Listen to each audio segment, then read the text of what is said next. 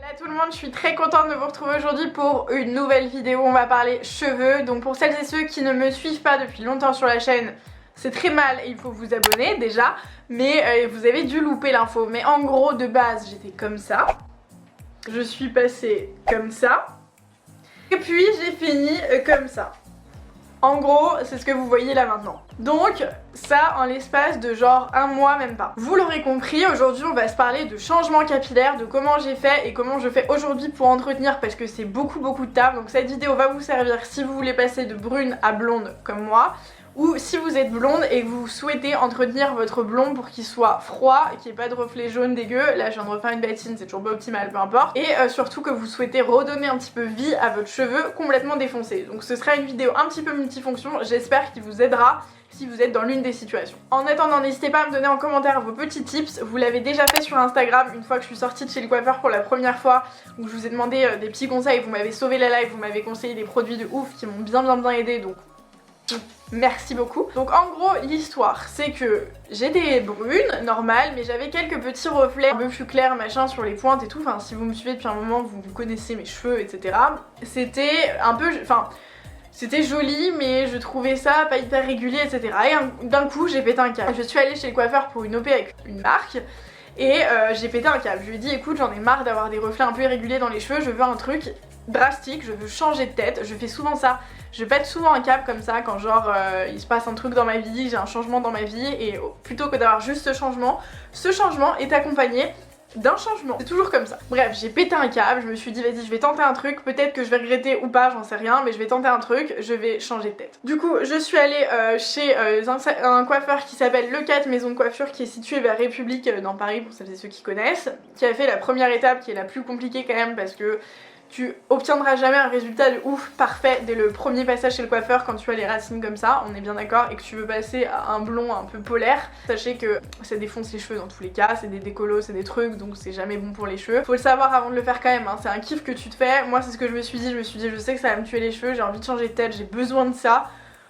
Je le fais une fois dans ma vie, je serai très contente et voilà. Et au final, je commence à m'habituer un peu à mon visage. Vous êtes beaucoup à me dire que vous préfériez avant, il y en a d'autres qui pensent que cette couleur me donne un peu plus de douceur, etc. Donc ça dépend des points de vue, peu importe. Tous les goûts et les couleurs sont dans la nature, n'est-ce pas? Mais voilà, donc je suis allée chez ce coiffeur pour la première étape, qui était en gros de dégorger un peu mon brin en faisant des décolos, patines, etc. Donc je suis ressortie de chez le coiffeur avec les cheveux quand même un peu orange machin, mais c'était que la première étape, je vous en avais parlé en vidéo, je vous l'avais dit, c'est le début, c'est chiant.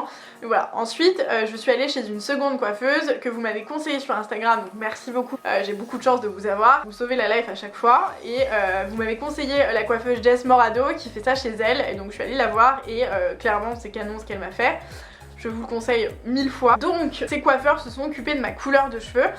Et après c'est à moi de faire tout le reste, c'est à moi de m'occuper de les soigner, enfin de les faire même revivre parce qu'autant vous dire que ça défonce le cheveu, de maintenir la couleur parce que le risque, là vous voyez tu vois t'as des petits reflets un peu orange jaune sur le dessus, c'est beaucoup plus clair en dessous mais au dessus c'est toujours un peu plus jaune, donc le risque c'est d'avoir ça qui descend un peu partout et ça jaunisse un petit peu et c'est pas joli. Donc pour ça il faut utiliser des produits spécifiques et entretenir ses cheveux de manière hyper spécifique, et moi qui étais brune de base et qui avait absolument pas l'habitude de ça, ça m'a fait un gros choc. Mais j'ai plein de trucs à vous montrer pour les blondes ou les brunes qui vont devenir blondes qui vous aideront, et j'ai aussi plein de trucs à vous montrer comme produits qui vous sauveront la life si vous avez juste les cheveux hyper abîmés. Première chose, du coup je vais commencer par les produits pour entretenir le blond. Alors j'ai acheté et j'ai reçu un peu les deux, plein de trucs du coup, je vous mens pas, genre vraiment j'ai acheté pas mal de produits. Je suis allée chez Bleu Libellule, vous me les avez conseillés, c'est les produits de chez Patrice Mulato qui sont comme ça, c'est des produits violets ou bleus à chaque fois pour neutraliser les reflets orange ou les reflets jaunes. Là c'est en gros le shampoing terre bleue déjaunissant pour les cheveux naturels ou colorés, et là il y a le soin crème terre bleue déjaunissant cheveux naturels ou colorés. En gros ça c'est une espèce de patine et ça c'est un shampoing. Ça je n'utilise pas de shampoing bleu ou de shampoing violet tous les jours parce que c'est des shampoings qui sont mine de rien très asséchants, et si tu en abuses ta couleur peut complètement virer. Donc ça je l'utilise genre 1 ou 2 fois par semaine, et ça par contre c'est beaucoup moins régulier. Là il conseille de le faire 2 applications par mois, il conseille. Donc en gros une fois toutes les 2 semaines tu peux le faire. C'est un peu violent ce truc, mais ce que j'aime dans cette gamme, Donc déjà elle est très efficace, c'est à dire que dès la première utilisation des deux produits j'ai vu la différence sur les reflets jaunes / orangés. Ça atténue vraiment le truc tout en étant un peu subtil quand même, donc c'est à dire que j'ai moins l'impression que je risque le vert ou le gris avec ce genre de produit qui reste quand même moins agressif. De toute façon tout est bien expliqué dans les notices pour comment les utiliser, etc. Donc je vous invite vraiment à lire à chaque fois que vous utilisez un produit de ce type, à lire les consignes d'utilisation évidemment pour éviter de vous retrouver avec les cheveux qui n'ont rien à voir avec ce que vous vouliez à la base. Ça dégueulasse votre salle de bain, prenez des gants, faites gaffe, etc. Mais en fait c'est des produits qui sont mine de rien très hydratants. Là qu'est-ce qu'il y a dedans? Il y a du beurre de karité bio, des extraits de fruits, de l'huile de tournesol. Et alors j'ai testé du coup d'autres produits avec des effets déjaunissants, etc. qui assèchent, comme je vous le dis, vachement les cheveux. Et sur ces produits je les trouve beaucoup moins violents entre guillemets. Ton cheveu est presque hydraté, donc il reste quand même très affecté et très sensible, donc moi je garde pas uniquement ça et après c'est bon, je suis réglée, je vais m'occuper après des soins, mais ces produits sont vraiment top pour ça. Ensuite il y a la nouvelle gamme de chez Kerastase qui est la gamme blond absolu, qui est absolument géniale. Moi j'ai reçu des produits du site Beauty Coiffure qui est un site incroyable où vous pouvez trouver tout ce que vous recherchez pour vos cheveux. Donc j'ai reçu le bain ultraviolet et le shampoing bain lumière, donc qui n'est pas un shampoing bleu, donc pour le quotidien qui est très bien, il en faut une micro noisette, il mousse super bien, j'adore les shampoings comme ça. Donc ce shampoing qui est très bien pour illuminer un peu ton blond sans avoir d'effet de couleur, c'est à dire que là à l'inverse tu peux pas te louper avec ce shampoing, tu risques pas si tu le laisses poser trop longtemps, si tu le fais trop souvent, d'avoir les cheveux gris, verts ou je ne sais quoi. Il est juste hyper illuminant, c'est vrai pour le coup, il déternit le cheveu je trouve, donc pour un usage quotidien il est vraiment top. Et ça, la même chose que ça, mais en un peu plus, il y a des pigments un peu plus violets ici qui tirent un peu plus vers le bleu. Alors là ça ressort mal en caméra, ça fait vraiment très violet. Mais ce produit est un peu plus violet, donc je trouve qu'il est encore un petit peu plus efficace, mais du coup peut-être un peu plus violent entre guillemets. Donc celui-ci tu peux moins te louper qu'avec celui-ci. Les deux produits sont incroyables, celui-ci je vous le recommande vraiment aussi. Les deux sont à tester, à voir après comment réagit votre cheveu. Donc je vous ai montré le mauvais produit en fait, c'était la patine que je vous ai montré alors que c'est deux shampoings.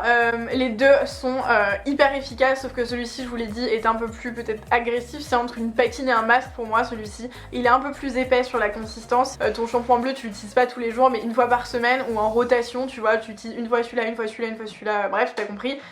Les deux neutralisent bien et celui-ci pour un blond polaire vraiment est hyper efficace. Celui-ci pour juste enlever tes reflets jaunes sur un blond que tu veux pas forcément très froid et bien, ça fait assez naturel. Celui-ci pour avoir vraiment les cheveux très clairs et très polaires et génial.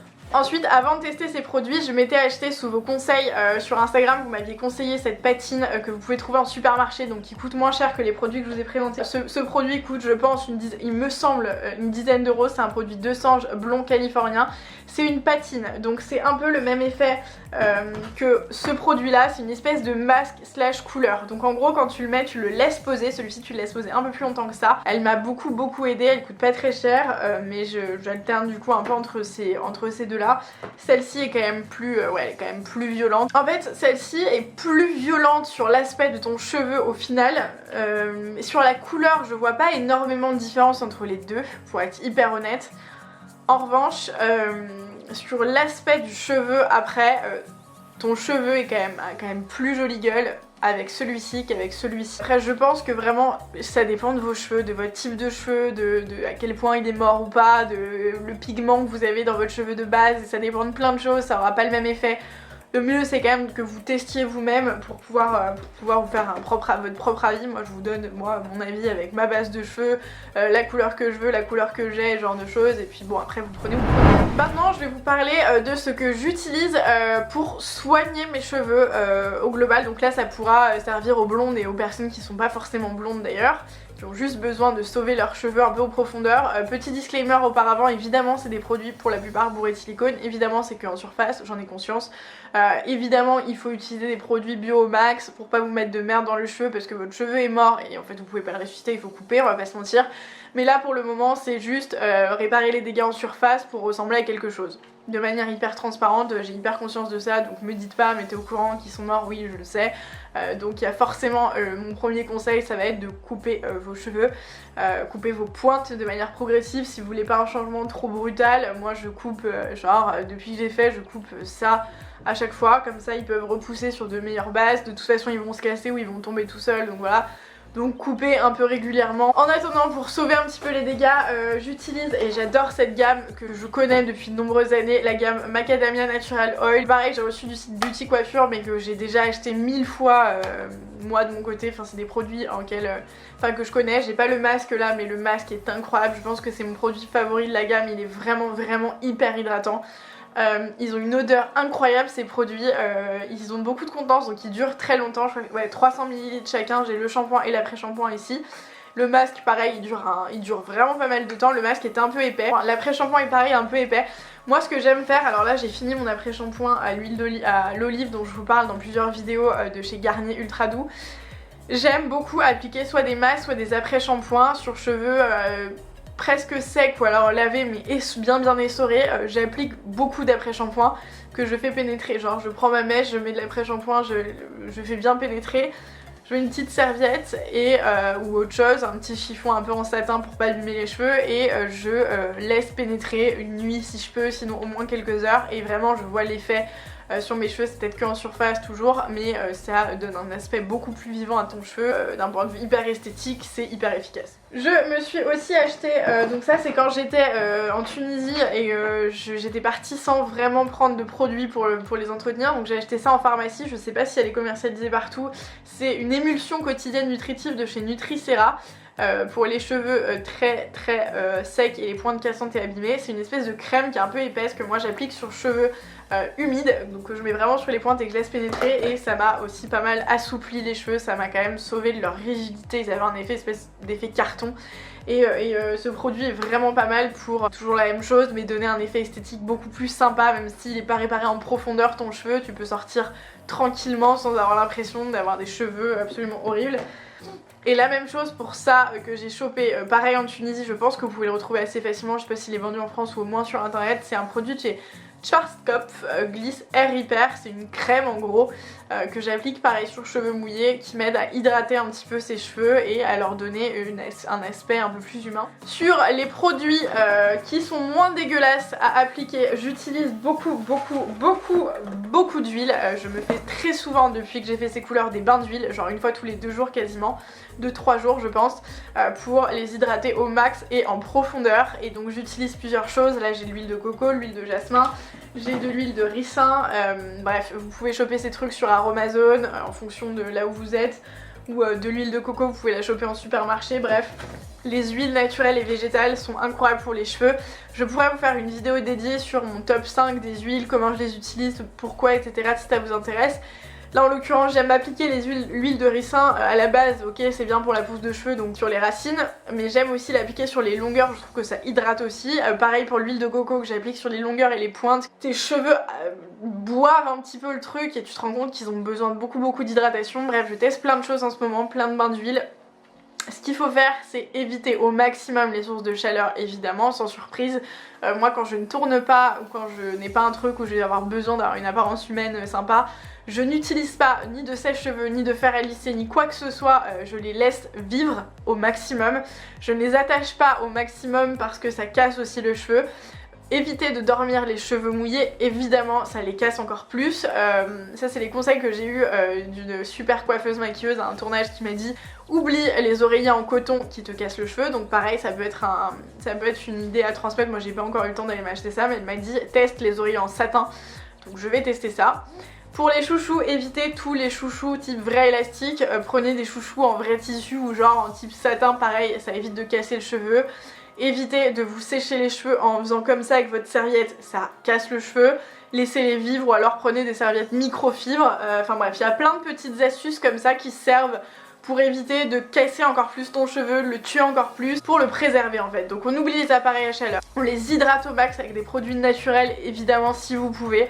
Moi quand je dois sortir, j'utilise des conneries pour la partie superficielle, mais sinon les bains d'huile, les produits hydratants, pas de chaleur sur les cheveux, pas de serviettes ou alors des serviettes microfibres.